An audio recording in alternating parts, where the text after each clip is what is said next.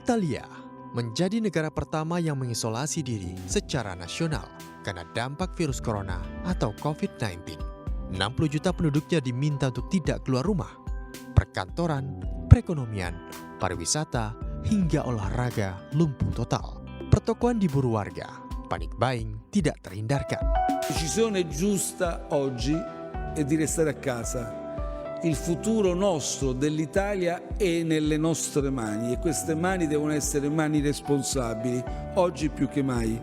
Ognuno deve fare la propria parte ed è per questo quindi che da oggi varranno su tutto il territorio della penisola queste misure che noi abbiamo già predisposto per la parte settentrionale, come sapete, Lombardia più provincia, in più province, giusto qualche giorno fa.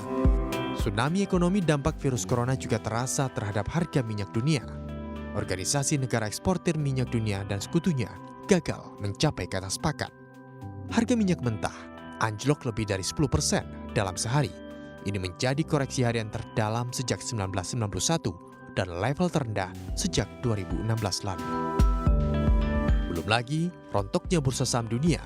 Indeks saham di Amerika Serikat turun lebih dari 1.000 poin akibat kekhawatiran jatuhnya perekonomian. Hal yang sama juga terjadi di Indonesia.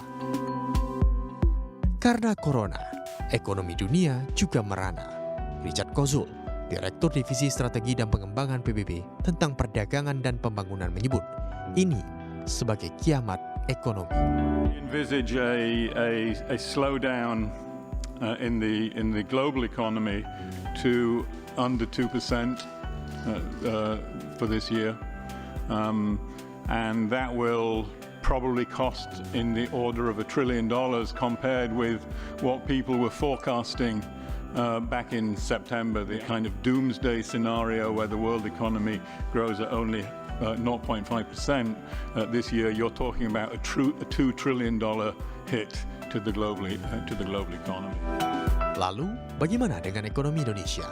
Menteri Keuangan Sri Mulyani memprediksi defisit anggaran pendapatan dan belanja negara atau APBN bisa melebar di kisaran 2,2% hingga 2,5%. Perkiraan defisit itu melonjak dari target yang ditetapkan pemerintah 1,76% terhadap PDB. Dari kita kan tetap sama kami dengan Gubernur Bank Indonesia, dengan OJK akan terus mengawal dan melihat dinamika ini. Pertama adalah tentu kalau dampaknya ini berpengaruh terhadap kesehatan dari sektor keuangan, apakah itu bank dan non-bank, maka kita harus melihat apakah dampaknya ini sifatnya temporer atau akan lebih lama.